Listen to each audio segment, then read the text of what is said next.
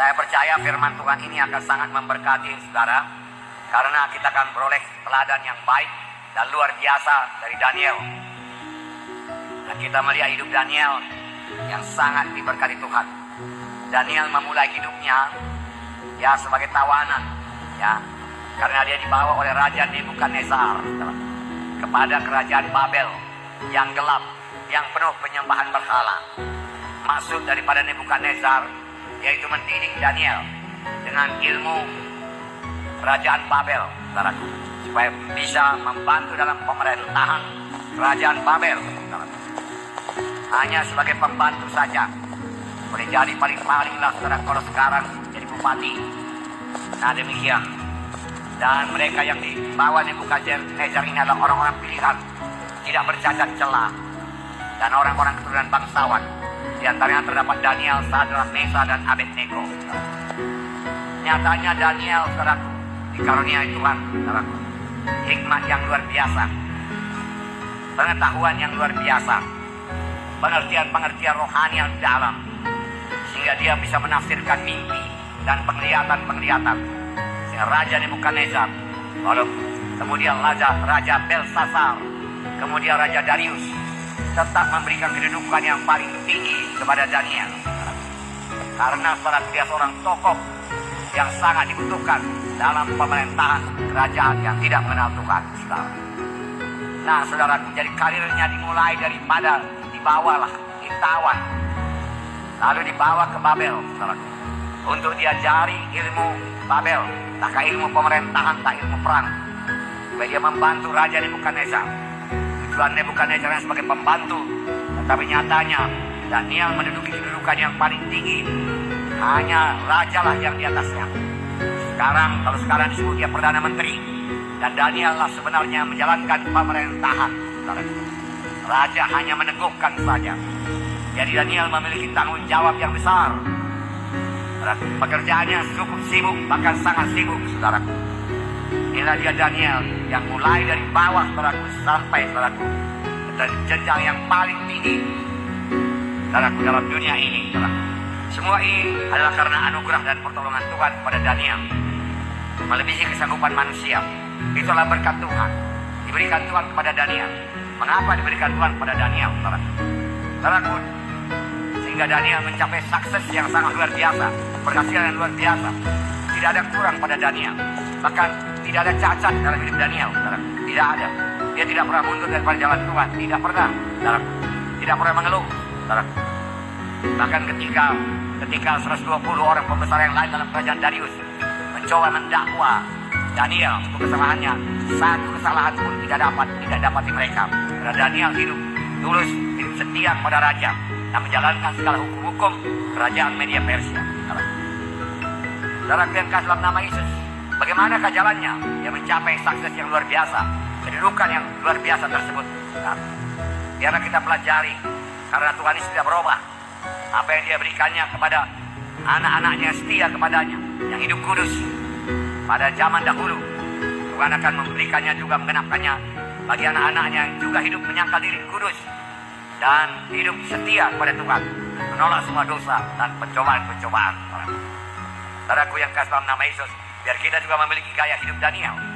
Pertama, gaya hidupnya Daniel dan kawan-kawannya memutuskan untuk hidup menyangkal diri.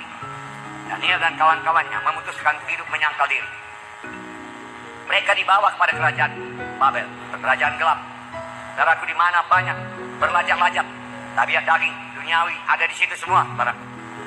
Dan mereka diberikan kesempatan oleh Raja Nebukadnezar untuk menikmati segala sesuatu yang lezat, termasuk minuman-minuman keras, alkohol, yang bisa menyebabkan mereka mabuk dan membuat pikiran mereka menjadi tumpul. Namun mereka menetapkan hati untuk tidak hidup menurut gaya hidup kerajaan Babel. Mereka tetap hidup menurut gaya hidup anak-anak Tuhan. Amin. Saya bacakan Daniel pasal 1, buka kitab saudara. Daniel pasal 1, ayat 8 sampai 15. Nah, keadaan rohani kerajaan Babel sepenuhnya gelap, saudaraku. Makanan minumannya, saudaraku, yang diberikan kepada Daniel amat mewah, bisa berlajak-lajak. Karena itu juga makanan yang diberikan kepada raja, dan makanannya sangat berlimpah-limpah, berlebih-lebihan. Daniel menolak dengan halus, dengan berhikmat, saudara. Setelah Daniel menetapkan hati untuk menyangkal diri dan mau hidup seturut dengan standar moral anak Tuhan. Dia tidak mengikuti standar moral duniawi. Dia tidak berkata apa boleh buat. Aku sudah berada dalam kerajaan Babel. Kalau ku tolak makanan ini, bisa-bisa aku dihukum, bisa-bisa aku dibunuh. Kalau ku tolak makanan ini, bisa marah ini pegawai istana ini yang disuruh Raja Nebukadnezar untuk menjaga makananku, minumanku tidak ada yang kurang, bahkan berlebih-lebihan, bermewah-mewah. Saudaraku, Daniel berada di luar sana daripada Tuhan. Dia katakan, berikanlah kami makan sayur-sayuran saja, makanan sederhana. Itu yang biasa kami makan di negeri kami. Daniel memiliki iman. Adakanlah pencobaan kepada kami 10 hari lamanya. 10 hari nanti dialah sendiri. Kami akan makan sayur-sayuran dan air saja. Kemudian bandingkanlah perawakan kami dengan perawakan semua orang yang makan daripada ayapan raja. Diadakan pencobaan 10 hari. Sudah 10 hari kelihatan perawakan daripada Daniel, Sadrak, Mesah, Abednego lebih baik, lebih kuat, saudara, daripada anak-anak muda yang lain, saudara, yang makan daripada santapan raja. Inilah berkat penyangkalan diri. Inilah berkat menolak dosa. Menolak dosa bukan membuat kita menjadi terikat, tetapi menolak dosa, saudaraku, bukan membuat kita menjadi terkungkung, tidak bisa kemana-mana. Menolak dosa benar-benar membebaskan kita untuk kemenangan kita, untuk persekutuan kita dengan Tuhan. Dan kita bisa bersekutu dan boleh menerima berkat Tuhan.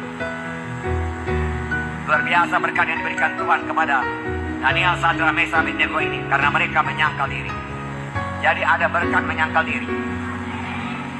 Tidak sia-sia firman Tuhan berkata, siapa mau mengikut aku, dia harus mengangkat salib dan menyangkal diri.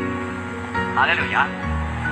Nah, berkat lain dari penyangkalan diri Daniel ialah hikmat dan pengetahuan yang diberikan Tuhan kepada Daniel. Hikmat dan pengetahuan.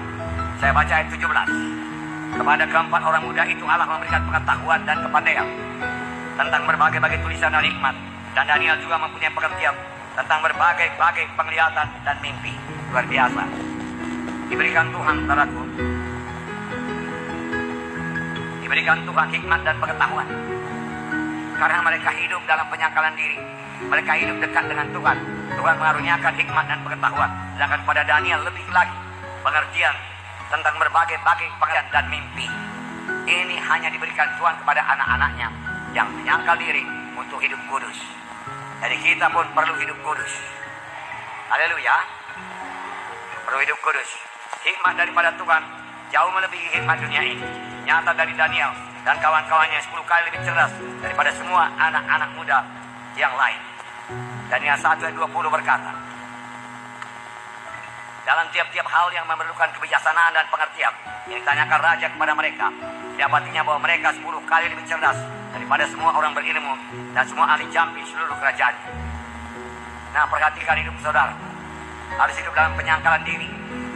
Artinya tidak mengikuti kehendak daging.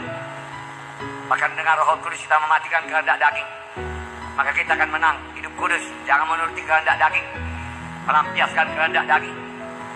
Saudaraku, baik dalam soal kemalasan, jangan lampiaskan kehendak daging dengan bermalas-malas. Baik dalam soal makanan, seperti Daniel ini menolak makanan-makanan yang merugikan tubuhnya. Dia tolak semua. Dia mau tubuhnya sehat. Saudaraku, tubuhnya sehat. Jangan serupa dengan dunia ini dalam cara berkata-kata. Saudara, cara hidup saudara, gaya hidup saudara, cara pakaian saudara, cara hidup saudara tidak sama dengan dunia ini, saudara. Saudara, ada gaya hidup dunia, ada gaya hidup anak-anak Tuhan, tidak sama. Seperti siang dengan malam bedanya. Kita sudah dipanggil Tuhan untuk hidup kudus, saudara. Ini berarti kita harus mentaati Tuhan, menyembah Tuhan, dan memuliakan Tuhan dalam hidup kita. Kita harus menjaga hidup kita supaya seluruh hidup kita ini mempermuliakan Tuhan. Tidak oleh orang dunia ini kita menjadi terang. Dan hidup kita mempermuliakan Tuhan. Untuk itu kita harus berusaha membenci kejahatan. Bencilah kejahatan. Kemudian melayani Tuhan. Dan menjadi saksi terang buat Tuhan, dan berbuah bagi Tuhan. Amin, saudaraku. Amin.